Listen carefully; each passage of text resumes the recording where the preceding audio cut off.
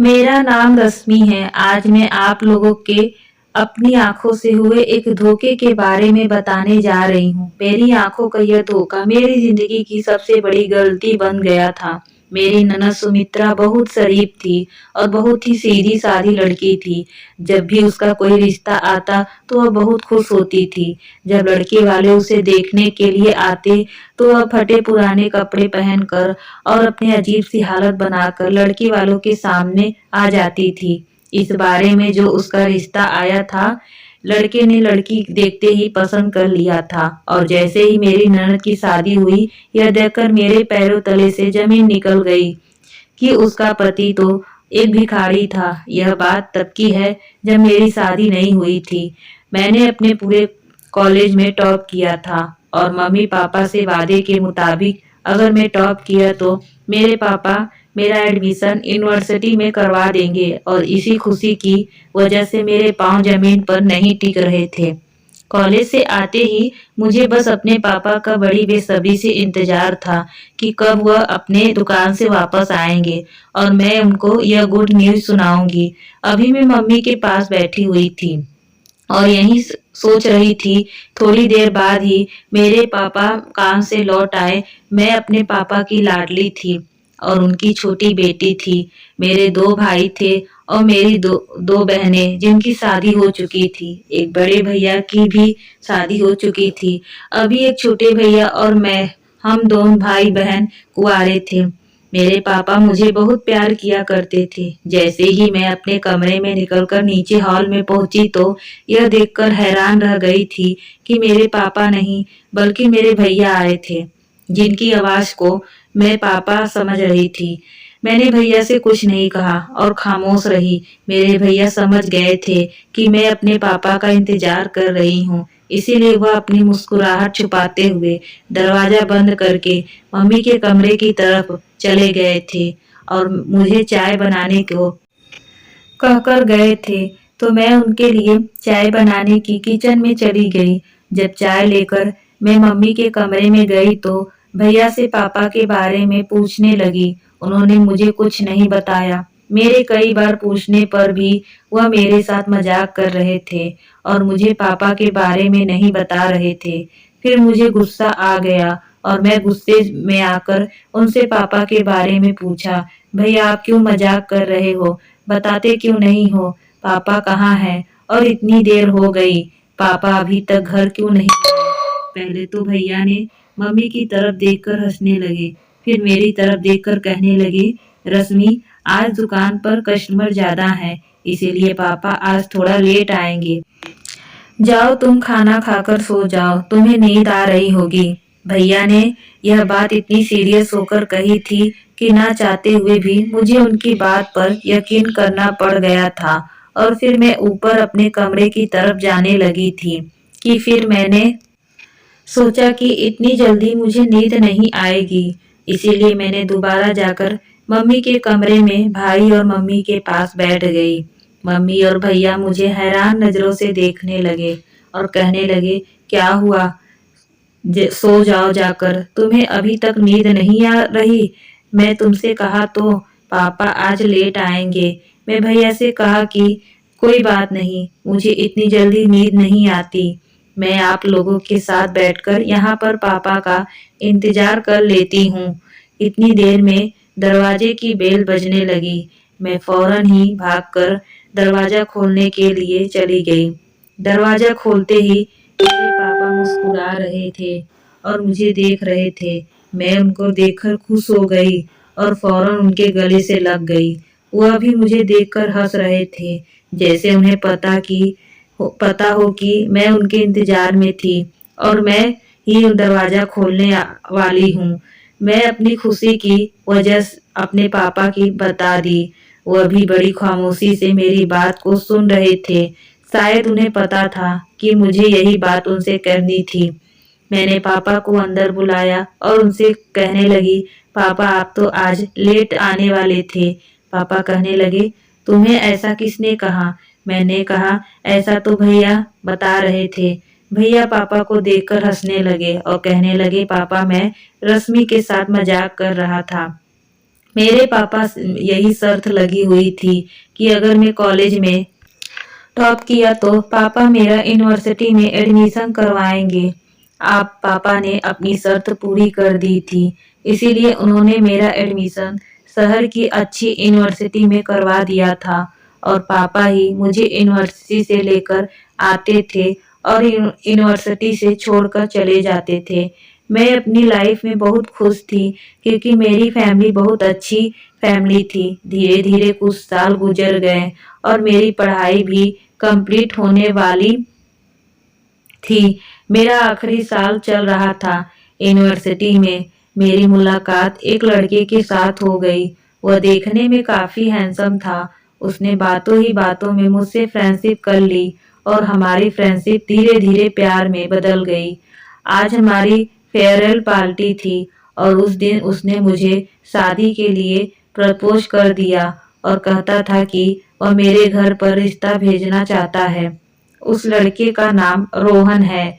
मैंने रोहन से 2-3 दिन का टाइम मांगा था क्योंकि मुझे अभी इस बारे में सोचना था और अपनी फैमिली को भी तैयार करना था। घर आकर मैं बड़ी देर सोचते सोचते अपनी मम्मी से इस बारे में बात की थी। मेरी मम्मी ने इस बारे में पापा से बात करके जवाब देने के लिए कहा था। सारी रात बेचैनी की वजह से मुझे नींद नहीं आई थी। पापा मेरे बारे में क्या सोचेंगे, इसीलिए मैं अपने कमरे से भी बाहर नहीं निकली थी। पापा और भैया मेरे कमरे में आ गए और मुझे बड़ी हैरानी की नजरों से देखने लगे। कभी ऐसा नहीं हुआ था कि मैं सुबह उठते ही अपने पापा से नहीं मिली हो, तो आज कैसे अपने कमरे से बाहर नहीं निकली थी। पापा मेरा इंतजार करते करते मेरे कमरे में आ गए थे क्योंकि उन्हें सुबह 10 बजे तक अपनी इलेक्ट्रॉनिक शॉप पर भी जाना होता था। पापा ने मुझसे कहा कि क्या हुआ रश्मि, आज तुम अपने कमरे से बाहर क्यों नहीं निकल रही हो, जबकि तुम तो रोज 7 बजे ही उठ जाती हो। पापा और भैया के पीछे पीछे मम्मी भी मेरे कमरे में आ गई थी। मुझे लगा कि शायद मम्मी ने पापा को इस बारे में कुछ नहीं बताया, तो मैं हैरान होते हुए मम्मी की तरफ देखा। पापा कहने लगे कि तुम्हारी मम्मी ने मुझे सब कुछ बता दिया है। मैंने पापा से कहा मेरी आपको फेस करने की हिम्मत नहीं हो रही थी। पापा ने कहा यह कोई गलत बात नहीं है बेटी, तुमने हमें अपनी पसंद के बारे में ही बताया है तो अच्छी बात है। बच्चों को गलत कदम नहीं उठाना चाहिए बल्कि अपनी पसंद के बारे में अपने पेरेंट्स को पहले ही बता देना चाहिए। तो उस लड़के को कॉल करो और उससे कहो कि संडे को अपनी फैमिली को हमारे घर रिश्ता लेकर भेज दे। मैं इस बात पर बहुत खुश हुई थी और झट से अपने पापा को गले लगा लिया था और रोहन की फैमिली ने भी मुझे बहुत पसंद कर लिया था। दोनों फैमिली की रजामंदी से हम दोनों की शादी हो गई थी। मेरे ससुराल में मेरी सास थी। मेरे पति के पापा की डेथ 2 साल पहले ही हो चुकी थी। रोहन की एक जवान बहन भी थी जो बहुत ज्यादा खूबसूरत थी और पढ़ी लिखी थी। रोहन की माँ बीमार रहती थी, जबकि रोहन की बहन सुमित्रा शादी के बाद मेरी बहुत अच्छी फ्रेंड बन गई थी। मेरे पति की फैमिली में भी बहुत अच्छी थी। मेरी सास हमेशा मुझे दुआएं देती थी और ननद हमेशा हंसी मजाक करती रहती थी। मेरी सास और ननद बिल्कुल भी बुरी नहीं थी, बल्कि मैं तो कहती हूँ कि जैसी मेरी सास और ननद हैं, भगवान ऐसी ननद और सास सबको दे। मेरी सास ने हमेशा मुझसे अपनी बेटी की तरह समझा और मेरी ननद मुझे हमेशा अपनी बड़ी बहन समझा था। मेरी ननद बहुत शरीफ लड़की थी। वह हमेशा से ही अपने भाई के साथ ही कॉलेज जाती थी और उसके साथ ही कॉलेज से वापस आती थी। वह घर से भी ज्यादा नहीं निकलती थी और मोबाइल भी इस्तेमाल नहीं करती थी। वह हमेशा घर के कामों में लगी रहती या फिर अपनी पढ़ाई में बिजी रहती थी। मैंने उसके अंदर कभी कोई गलत हरकत नहीं देखी थी। वह बहुत ही अच्छी, उलझी और समझदार लड़की थी। उसकी पढ़ाई कंप्लीट होने वाली थी। मेरे पति को उसकी शादी की फिक्र हो गई थी, लेकिन अभी हमने उसकी शादी के बारे में नहीं सोचा था कि मेरी सास के अचानक तबीयत खराब हुई और वह इस दुनिया को छोड़कर चली गई। यह सदमा हमारे दिल के लिए बहुत बड़ा सदमा था। लेकिन मेरी सास की ख्वाहिश थी कि वह अपनी बेटी की शादी जल्द से जल्द करना चाहती थी। मेरे पति ने अपनी माँ की यह एक ख्वाहिश पूरी करने के लिए उनकी मौत की 1 महीने बाद ही अपनी बहन के लिए रिश्ता तलाश करना शुरू कर दिया। मैं और मेरे पति आजकल अपनी ननद के लिए रिश्ते ढूंढ रहे थे। मेरी ननद के लिए जो भी रिश्ता आता तो घबरा जाती थी और बहुत सीधी थी। उसने कभी दुनिया की लड़कियों जैसे फैशन भी नहीं किया था। यहाँ तक कि वह मेकअप करना भी नहीं जानती थी। वह सिंपल ही लड़कों वालों के सामने बैठ जाती थी और बहुत ही पुराने कपड़े पहन लेती थी और ऐसी हालत में उसकी खूबसूरती कहीं छुप जाती थी और फिर लड़के वाले उसको रिजेक्ट करके चले जाते थे। मगर इस बार जो लड़का उसका रिश्ता आया था, लड़के ने देखते ही मेरी ननद को पसंद कर लिया था और हमारे घर में शादी की तैयारी शुरू हो गई थी। हमें भी लड़का और उसकी फैमिली पसंद थी और किसी तरह से मेरी ननद की शादी हो गई थी और मेरे पति अपनी जिम्मेदारी से फ्री हो गए थे और वह अपने ससुराल में बहुत खुश रहती थी। एक दिन मंदिर गई थी तो मंदिर की सीढ़ियों पर अपनी ननद के पति को देखकर मेरे पैरों तले से जमीन निकल गई थी। वह मंदिर की सीढ़ियों पर खड़ा हुआ लोगों से भीख मांग रहा था और आते जाते लोग उनको पैसे दे रहे थे और मेरी ननद का पति बड़ी खुशी और सुकून के साथ लोगों से भीख मांग रहा था। मैं सड़क पार करके मंदिर की तरफ बढ़ रही थी कि अचानक मेरे मोबाइल पर मेरे पति की कॉल आ गई। उन्होंने मुझसे कहा कि जल्द घर आ जाओ, घर पर मेहमान आए हैं। कॉल से ध्यान हटाकर मैं सीधा पहले अपनी ननद के पति की तरफ जाने लगी, जो मंदिर की सीढ़ियों पर बैठे हुए हमारी इज्जत नीलाम कर रहे थे। मैं बहुत गुस्से में उनकी तरफ जा रही थी, लेकिन मेरे जाने से पहले ही वह वहां से जा चुके थे। मैं रिक्शा करके जल्द से जल्द अपने घर की तरफ चली गई। मैं जल्द से जल्द घर पहुंचना चाहती थी ताकि इस बारे में रोहन से बात कर सकूं। यही सोचते हुए मैं घर पहुंची तो घर के अंदर से मेरे पति की हंसने की आवाज आ रही थी। मेहमानों के पास चली गई, लेकिन वहां मौजूद मेहमान को देखकर मेरे पैरों तले से जमीन निकल गई थी, क्योंकि वहां पर कोई और नहीं, मेरी ननद का पति मेरे पति से बातें करने में बहुत बिजी था। मुझे देखकर हमेशा की तरह उसने इज्जत के साथ मुझे नमस्कार किया और वहां पर मेरी ननद भी मौजूद थी। वह भी मुझे देखते ही खड़े होकर मुझे गले लगा गई, जबकि मैं अभी तक शौक में खड़ी हुई थी, क्योंकि अभी कुछ देर पहले ही मैंने अपनी ननद के पति को भिखारी के रूप में देखा था, जबकि वही मेरा नंदोई अच्छे हो लिए में मेरे सामने बैठा हुआ था। हमेशा की तरह बहुत अच्छे और इज्जत के तरीके से वह हम लोगों से बात कर रहा था और मेरी नंद को अब चेहरे की खुशी देखकर भी नहीं लगता था कि उसका पति भिखारी हो सकता है।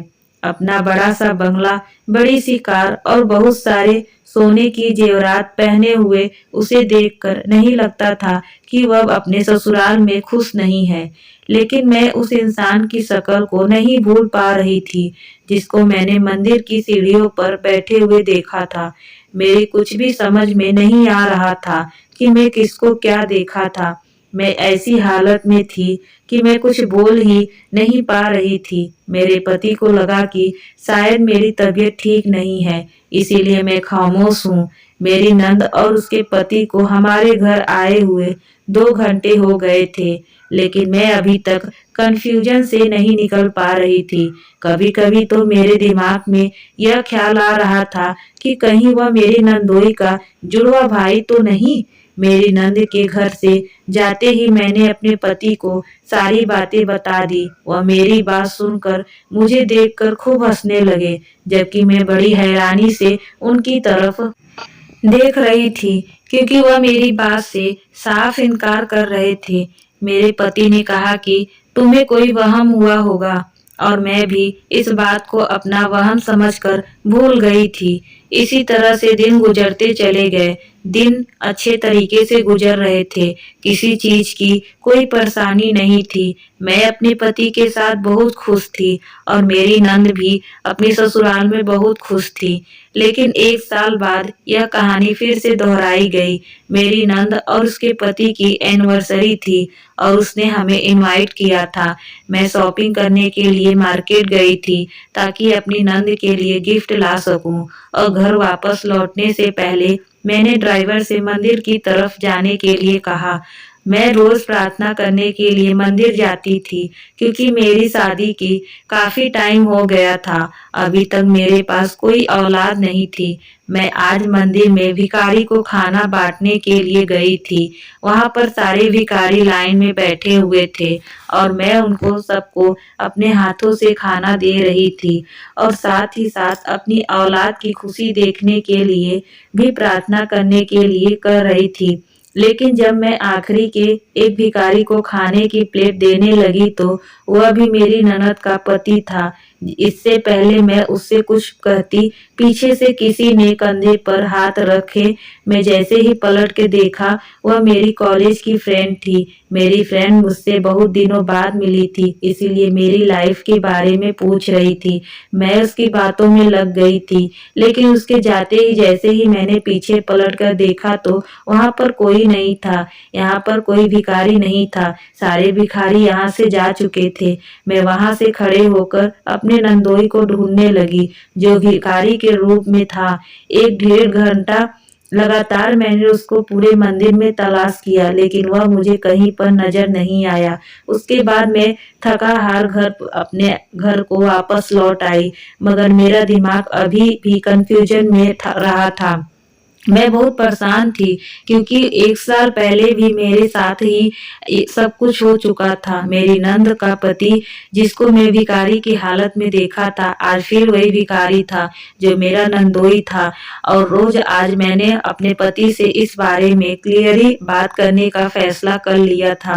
मैं दरवाजे के पास खड़ी हुई टहल रही थी। जैसे ही मेरे पति घर में दाखिल हुए, उन्होंने मेरी तरफ देखा तो मेरे चेहरे से ही परेशानी लग रही थी। उन्होंने मुझे देखते ही पूछा कि क्या हुआ है, क्यों टहल रही हो, तुम्हारी तबीयत तो ठीक है ना?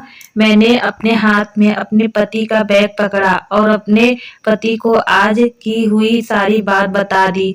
वह एक बार फिर से उस बात को मेरा वहम कर कर टाल रहे थे, क्योंकि उनका कहना था कि वह भी तो रोज घर से निकलते हैं ऑफिस जाने के लिए, किसी और काम के लिए। तो रास्ते में उन्होंने तो ऐसा आज तक कुछ भी नहीं देखा जैसा कि मुझे दिखाई देता। अगर उनकी बहन का पति भिखारी है तो किसी और को क्यों नजर नहीं आता? और उनके इस बात ने मुझे शॉक कर दिया था। मैंने नौकरानी को खाना लगाने के लिए कहा, क्योंकि मैं अपने पति की इस बात से एग्री थी कि मेरे सिवा किसी ने भी मेरी नंद के पति को भिखारी के रूप में नहीं देखा था। लेकिन भिखारी तो हर जगह घूमते हैं, तो वह मेरे अलावा किसी और को क्यों नहीं दिखाई देता? मैं सोच सोच कर परेशान। हम दोनों हस्बैंड वाइफ खाना खाए, लेकिन खाना खाने के बाद मेरे दिमाग में वही सारी बातें घूम रही थी। फिर मैं नौकरानी से चाय बनाने को कहा। वह मेरे और मेरे पति के लिए कमरे में ही चाय लेकर आ गई थी। मैंने अपनी नंद के घर एनिवर्सरी में ले जाने के लिए जितनी भी शॉपिंग की थी, वह सारी अपने पति को दिखाने लगी। कल हम लोगों को अपनी नंद के घर एनिवर्सरी में जाना था। हम दोनों बहुत ज्यादा रिलैक्स फील कर रहे थे और एक दूसरे के साथ बात में बिजी थे। अगले ही दिन शाम के टाइम पर हम लोग कर से अपनी नंद के घर जाने के लिए निकल गए थे, तो सामने फिर से मैं उस भिखारी को देखा जो मेरी नंद के पति जैसा लगता था। दोबारा से उसको देखकर मैं हैरान रह गई थी कि वह दूसरे भिखारी के साथ खड़ा हुआ भीख मांग रहा था। तो मैं जल्दी से अपने पति को इशारा करते हुए दिखाया जहां पर वह भिखारी खड़े हुए थे। जब मेरे पति ने मेरी तरफ गौर से देखा तो मैं भी हैरान रह गई कि वहां पर तो कोई भी नहीं था, जबकि कुछ देर पहले भिखारी का पूरा ग्रुप खड़ा हुआ था।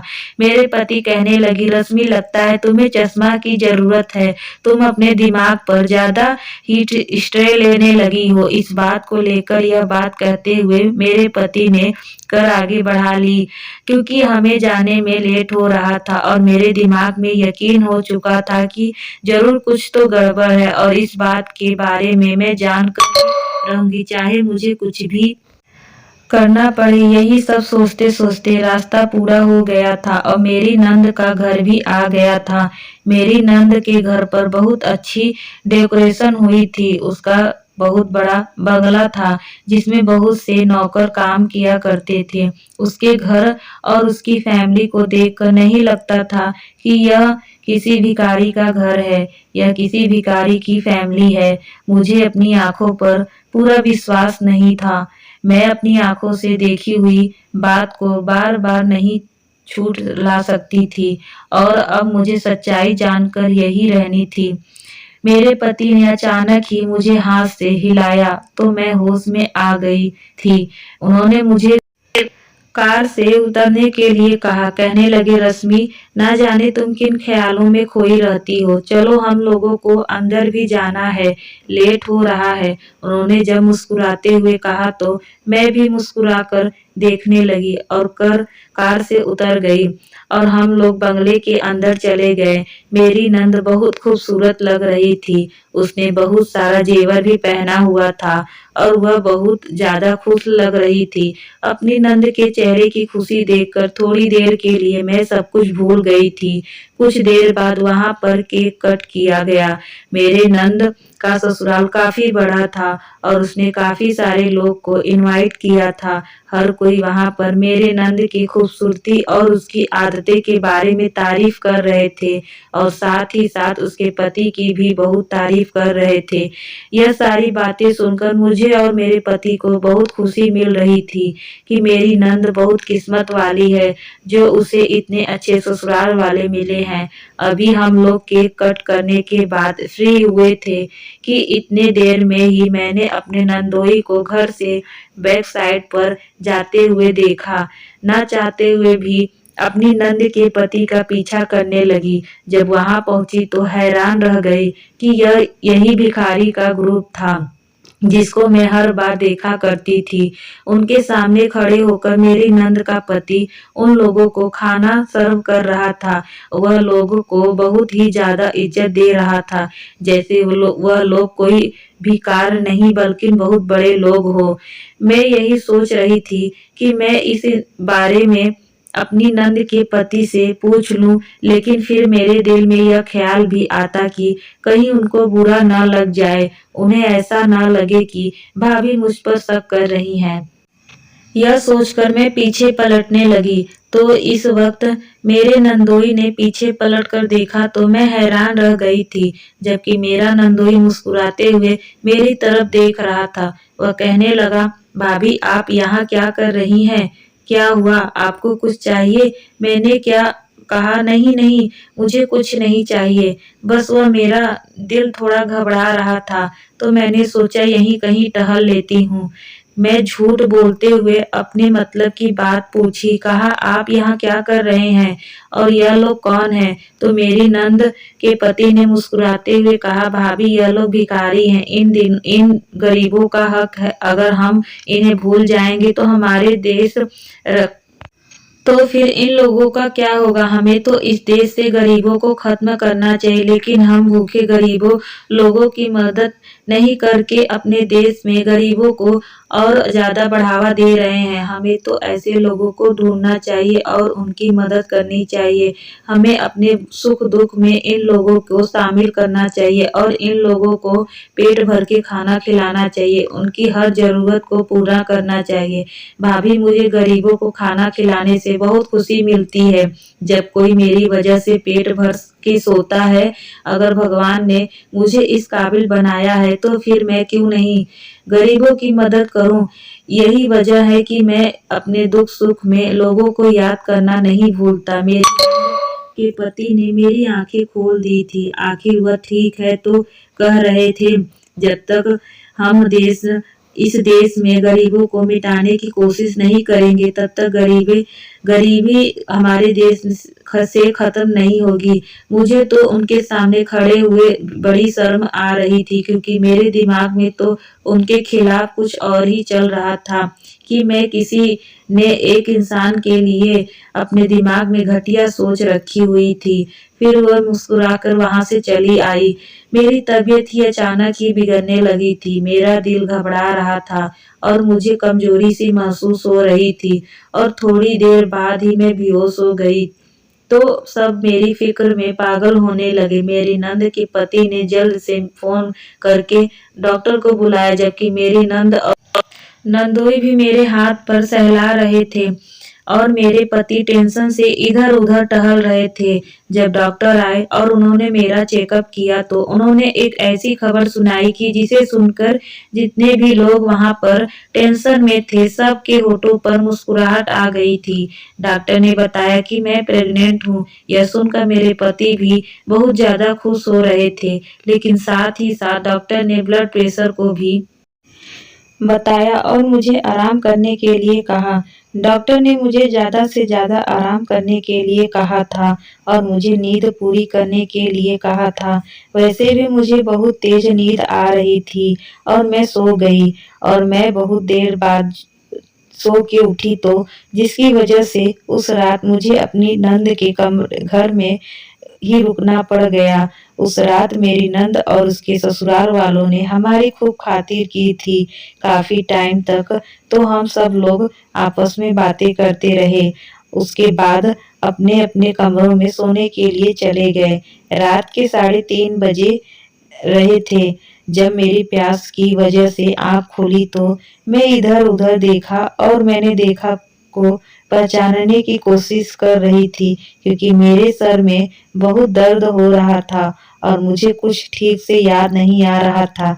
हल्की हल्की रोशनी होने की वजह से कुछ समझ नहीं आ रहा था, मगर अपने बराबर में अपने पति को सोता हुआ देखकर मेरे अंदर थोड़ी हिम्मत आ गई थी और मेरे दिमाग में काम करना शुरू किया। तो पता चला कि मेरी तबीयत ठीक नहीं थी और मैं यहीं पर सो गई थी और उस टाइम मैं अपने घर नहीं बल्कि अपनी नंद के घर पर हूँ। मुझे बहुत तेज प्यास लग रही थी। साइड टेबल पर जग रखा हुआ था, लेकिन उसमें भी पानी नहीं था। शायद रखना भूल गए होंगे। मैंने सोचा अपने पति से पानी लाने के लिए बोल देती हूँ, लेकिन मेरे पति बहुत ज्यादा गहरी नींद में सो रहे थे, इसलिए मैंने उनको उठाना बेहतर नहीं समझा। सोचा कि खुद ही जाकर पानी ले आती हूँ। धीरे धीरे चलकर मैं अपने कमरे से निकल गई और थोड़ी ही दूर पर मुझे किचन नजर आ गया। मैं जल्दी से पानी पी और कमरे की तरफ आने लगी। तभी अचानक मुझे किसी की बातें करने की आवाज आ रही थी। यह मेरी नंद का कमरा था। वह दोनों पति पत्नी आपस में कुछ बातें कर रहे थे। मेरी नंद अपने पति से कुछ कह रही थी, लेकिन मुझे ठीक से कुछ सुनाई नहीं दे रहा था। तो मैं थोड़ा सा आगे बढ़कर उनकी बातें सुनने की कोशिश की। मुझे उन लोगों की बातें तो नहीं सुननी चाहिए थी, यह गलत था, लेकिन जो मैंने सुना वह बहुत हैरत में डालने वाली बात थी। वह अपने पति से कह रही थी, आप प्लीज जल्दी घर आ जा करो, मुझे आपकी फिक्र लगी रहती है। मेरी नंद अपने पति से यह बात कह रही थी। वह कहने लगा, सुमित्रा, तुम इस बात की टेंशन मत लिया करो। तुम ज्यादा देर तक मेरा वेट मत किया करो और सो जाया करो। मेरा तो यह रोज का ही काम है। आखिर तुम कब तक मेरा इंतजार करती रहोगी? वैसे भी तुम्हारी तबीयत ठीक नहीं रहती। मुझे देर हो जाती है। तुम तो परेशान मत हुआ करो। मेरी नंद अपने पति की बातों पर मुस्कुरा रही थी। उसने अपने पति से कहा, अच्छा मेरी बात सुनो, मुझे लगता है कि भाभी को आप पर शक हो गया है, तो आप उनके सामने थोड़ी सावधानी बरतना करो। उसके पति ने कहा, ठीक है, अब काफी रात हो चुकी है, सो जाते हैं। यह कहकर उन्होंने अपने कमरे की लाइट बंद कर ली और मैं भी कमरे की तरफ आ गई थी। अब मेरी टेंशन और भी ज्यादा बढ़ गई थी। ना जाने यह लोग क्या छुपा रहे थे। मुझे अपनी नंद के फ्यूचर की फिक्र हो रही थी।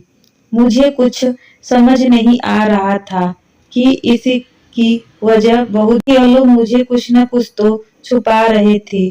थोड़ी देर तक तो मैं सोचती रही और उसके बाद मैं भी सो गई। सुबह हम सब लोग एक साथ बैठकर नाश्ता कर रहे थे। मैं बड़ी गौर से अपने नंदोई की तरफ देख रही थी और उसकी बातें नोटिस करने की कोशिश कर रही थी। तभी अचानक मेरे पति ने कहा कि रश्मि, तुम्हें अब अपने खाने पीने का बहुत ज्यादा ध्यान रखना है। मैं अपने पति की बात पर मुस्कुरा दी थी, लेकिन मुझे कुछ खाने का मन नहीं कर रहा था। लेकिन सबके कहने के मुताबिक मैं फिर भी थोड़ा बहुत खा रही थी। नाश्ते के बाद मेरे पति ने मुझे घर चलने के लिए कहा, जबकि मुझे यहाँ पर रुककर सच्चाई का पता लगाना था और मैं यहाँ पर रुकना चाहती थी। लेकिन मेरे दिमाग में यहाँ पर रुकने के लिए कोई बहाना समझ नहीं आ रहा था। लेकिन अचानक मेरी नंद बोल पड़ी और मेरे पति से कहने लगी, आज रात तक और भाभी को यहाँ पर रुकने दीजिए। अब तो आप घर जाते ही ऑफिस चले जाओगे तो भाभी घर पर अकेली रह जाएंगी। आप भाभी को यहीं रहने दो। रात को जब आप ऑफिस से घर आ जाओगे तो आप भाभी को लेते चले जाना। मेरी हालत देखते हुए मेरे पति इस बात पर एग्री हो गए और मैं अपनी ननद के घर पर रात तक के लिए और रुक गई थी। मेरे नंद के और जेठानी भी वहां पर रुकी हुई थी। मेरे नंद का पति अपने सब भाई बहन से छोटा था और अपनी पूरी फैमिली का लाडला था। मेरी नंद मुझे आराम करने के लिए कमरे में ले गई। मेरी नंद मुझे कमरे में छोड़कर आराम करने का कर खुद बाहर चली गई। मुझे बड़ी टेंशन हो रही थी कि मैं किस तरह से सच्चाई का पता लगा सकूं, क्योंकि मेरे पास सिर्फ रात तक का ही टाइम था। लेकिन सुबह के 11 बज रहे थे। मैंने आखिरी बार अपने नंदोई को सुबह के 8 बजे नाश्ते के टेबल पर देखा था और अभी तक वह मुझे कहीं दिखाई नहीं दिए थे। और यही बात मुझे बड़ा परेशान कर रही थी कि आखिर वह कहाँ पर है, यही आखिरी बार कहाँ पर है। मैं बेड से उतरकर टहल रही थी और मैंने खिड़की में खड़ी हो गई। मुझे मेरा नंदोई घर के बैक साइड की तरफ दिख रहा था और साथ में उनके साथ वही भिखारी ग्रुप भी मौजूद था। मगर आज उन लोगों ने अच्छे कपड़े पहने हुए थे और वह लोग एक कमरे के अंदर चले गए और मुझे कुछ गलत होने का एहसास हो रहा था और मैं चुपचाप खड़े हुए वहां से सब कुछ देख रही थी। कुछ देर बाद जब वह लोग कमरे से बाहर निकले तो मेरे पैरों पहले से जमीन से निकल गई। जब वह लोग बाहर निकले तो भिखारी के कपड़े पहने हुए थे और वह सब लोग लाइन से खड़े हुए थे। लेकिन मेरा नंदोई उन लोगों को कुछ समझा रहा था। ऐसा लग रहा था जैसे वह लोगों को किसी चीज की ट्रेनिंग दे रहा था। मैं बहुत कंफ्यूजन थी कि आखिर यह सब कुछ हो क्या रहा था। वह उन्हें किसी परफेक्ट ट्रेनर की तरह समझा रहा था और वह उनकी बात मान रहे थे। दूर होने की वजह से ज्यादा समझ में कुछ कोई बात नहीं आ रही थी और मेरा नंदोई हाथ में मैप लेकर उन्हें कुछ समझा रहा था। वह शायद उनका काम करने का तरीका समझा रहा था। लगभग आधा घंटा मेरे नंदोई ने उन्हें ट्रेनिंग दी, जबकि मुझे उस पर बहुत ही गुस्सा आ रहा था और दिल कर रहा था कि अभी उसकी सारी सच्चाई सबके सामने खोल दूं, जो अमीर और जवान होने के बावजूद भी लोगों को लूट रहा था। वह लोग अपने अपने हुलिया बदल कर दूसरे दरवाजे से निकल पड़े। बड़ी वैन में बैठकर चले गए तो मैं भी वहां से हट गई और बेड पर आकर लेट गई। इतना सब कुछ देखने के बाद मेरे सर में दर्द और भी ज्यादा होने लगा था। मुझे हैरत इस बात पर हो रही थी कि मेरी नंद अपने पति का कैसे साथ दे सकती है अभी मैं यही सब सोच रही थी और सोचते सोचते ही सो गई थी। लगभग 1 घंटे तक मैं कमरे में लेटी हुई सोती रही। जब मुझे जोर जोर से रोने की आवाज सुनाई दी थी तो मेरी आंख खुली और मैं जल्दी से अपने कमरे से बाहर निकली और सामने जो हो रहा था वह देखकर मुझे पर तो आसमान ही टूट पड़ा था, क्योंकि मेरी ननंद बेहोश पड़ी हुई थी और सारे घर वाले रो रहे थे। मैं जल्दी से अपनी नंद के करीब गई और उसे होश में लाने की कोशिश करने लगी। मैंने पूछा, ये सब क्या हो रहा है? सुमित्रा बेहोश कैसे हो गई? तो उसके ससुराल वालों ने बताया कि जहाँ पर इसका पति काम करता है वहाँ की फैक्ट्री में आग लग गई है। यह बात सुनते ही मेरे पैरों से तले से जमीन निकल गई थी। कुछ देर पहले हंसी मजाक से भर घर गम में बदल गया था, जबकि मुझे में तो इतनी हिम्मत भी नहीं थी कि मैं इन्हें बता सकूं कि आपका बेटा फैक्ट्री में काम करने नहीं बल्कि भीख मांगने के लिए गया था। मेरे पति भी यह खबर सुनकर ऑफिस से सीधे मेरी ननद के घर चले आए और अपनी बहन की हालत देखकर उनकी भी हालत नाजुक हो गई थी। सब लोग बुरी तरह से रो रहे थे, क्योंकि खबर यह मिली थी कि मेरे नंद भी पति की डेथ हो गई थी। मेरे नंद का पति सब बहन भाइयों से सबसे छोटा और अपनी माँ का बहुत लाडला था। छोटा होने के बावजूद भी उसके घर वालों को कहना था कि वो बहुत समझदार था। मेरे नंद के ससुराल वालों ने भी कभी रो रो कर बुरा हाल था। मेरी नंद अपने ससुराल में बहुत खुश रहती थी। इस बंगले के अलावा और भी उनके काफी सारे घर थे और गांव में जमीन पड़ी हुई थी। सुनने में यही आया था कि मेरी नंद का पति बहुत अच्छी कमाई करता था। हमें रिश्ता करते टाइम में तो फैक्ट्री मैनेजर होने के बारे में बताया गया था और देखने से भी उनकी फैमिली पढ़ी लिखी और समझदार लगती थी और मेरी नंद को भी पलकों पर बैठा कर रखते थे। मगर शायद उसके पति की जिंदगी इतनी ही लिखी थी। वह बेचारी इतनी जल्दी विधवा हो गई कि रात का टाइम होने वाला था, लेकिन मेरी नंद के पति का अभी तक कोई पता नहीं था। वो वह कहाँ है, जिंदा भी है या नहीं, क्योंकि लोगों ने कहना था कि वह मर गए हैं। मेरी नंद ने रो रो कर अपनी हालत खराब कर रखी थी। सब लोग बहुत ज्यादा बुरी तरह से रो रहे थे। रात के 10 बज गए थे, लेकिन मेरी नंद के पति का अभी तक कोई पता नहीं चला था कि तभी बाहर से आते हुए लोगों ने सबका ध्यान बता दिया था। जो सपना देखा हुआ सब लोग देखते ही रह गए और देखने वालों की अपनी आंखों पर यकीन नहीं आ रहा था, क्योंकि सामने ही मेरी नंद का पति और उसके साथ काफी सारे लोग जो भिखारी बनकर उसके साथ गए थे वह भी उसके पीछे ही खड़े हुए थे, जबकि हम सब आगे बढ़कर उनको देख रहे थे कि यह हकीकत है या सपना। सबसे पहले मेरी नंद दौड़कर अपने पति को गले लगाई और अपने पति को छू छू कर यकीन करने की कोशिश कर रही थी कि उसके सामने उसका पति ही खड़ा है या फिर यह आंखों का धोखा है। जबकि मेरे नंदोई ने मुस्कुराकर उसे यकीन दिलाने की कोशिश की कि वह उसका अपना पति है। फिर सब लोग मेरे नंदोई के करीब गए और उसका हाल पूछने लगे। मैं भी अपने नंदोई की तरफ गई और बड़ी हैरानी से उनकी तरफ देखने रही थी। तो वह सबको अपने पास बैठाकर साथ होने वाले हादसे के बारे में बताने लगे और मेरी तरफ देखकर कहने लगा, भाभी मैं जानता हूँ आप पहले दिन से ही मुझ पर शक कर रही हैं, और दूसरी बात यह है कि आपने मुझे कई बार सड़क पर और मंदिर की सीढ़ियों पर भिखारी के रूप में देखा था, मगर मैं मजबूर था क्योंकि उस टाइम मैं ड्यूटी पर था। कुछ लोग भिखारी के भेष में छोटे और मासूम बच्चों को पकड़ रहे थे, जिनका हमने 1 साल पहले पता लगा लिया था, लेकिन उनके गैंग के अभी कुछ लोग बाकी रह गए थे जिनको हम पकड़ने की कोशिश कर रहे थे। इस सिलसिले में मुझे अपने ऑफिसर के साथ मिलकर उनके जैसे ही हुलिये में उनको तलाश करना था और उनको सजा दिलवानी थी, जो छोटे बच्चों की जिंदगियों के साथ खिलवाड़ कर रहे थे। और आज शाम ही हमें पता चला था कि स्कूल जहां पर वह लोग बच्चों को उठाकर लेकर जाएंगे, आप लोगों को गलत खबर मिली थी कि फैक्ट्री में आग लग गई है, जबकि ऐसा कुछ भी नहीं था। हम लोग उनका पीछा करते हुए जब उनके अड्डे पर पहुंचे तो उन्होंने हमें करने की कोशिश की, लेकिन हमारे साथियों ने जैसे तैसे उन लोगों को अटैच कर लिया। अब वो लोग जेल में है। मेरी गलती रही भाभी, मैंने आप लोगों को अपनी जॉब के बारे में नहीं बताया कि मैं एक सीआईडी ऑफिसर हूँ, जबकि मेरी पति इस बारे में सब कुछ जानती है।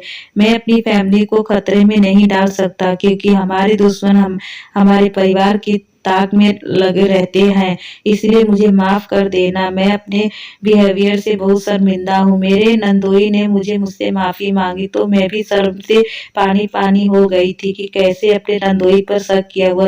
वो तो एक सीआईडी ऑफिसर है और मैंने इतने होनहार ऑफिसर पर शक किया, मगर मैं अपनी नंद के लिए फिक्रमंद हो रही थी। शायद यह इसीलिए था, लेकिन अब सारी प्रॉब्लम खत्म हो गई थी। उन बच्चों के मुजरिम भी पकड़े गए थे और यहाँ पर मेरा नंदोई सही सलामत हमारे सामने बैठा हुआ था और मेरी कंफ्यूजन भी खत्म हो गई थी। मुझे अपने नंदोई पर बहुत गर्व हो रहा था और अपनी नंद की जिंदगी पर खुशी हो रही थी कि उसे जिंदगी गुजारने के लिए बहुत प्यार रिश्ते मिले हैं। और आखिरकार भगवान ने मुझे शादी से इतने सालों बाद औलाद की खुशी भी दिखा दी थी। मैंने एक प्यारी सी बेटी को जन्म दिया था और मैं अपनी बेटी के भाग्य की हमेशा प्रार्थना करती हूँ। मैं भगवान से प्रार्थना करती हूँ कि जैसी प्यारी करने वाले ससुराल मुझे मिली है और जैसी मेरी नंद को मिली, ऐसी ससुराल हर बेटी को मिलनी चाहिए और हर लड़की की जिंदगी हंसी खुशी गुजरे। दोस्तों, उम्मीद करती हूँ आपको हमारी कहानी पसंद आई होगी। कहानी पसंद आई है तो वीडियो को लाइक करें, चैनल पे नए हो तो चैनल को सब्सक्राइब करें और हाँ, नोटिफिकेशन बेल को जरूर दबाएं ताकि अगली अपडेट सबसे पहले आपको मिले।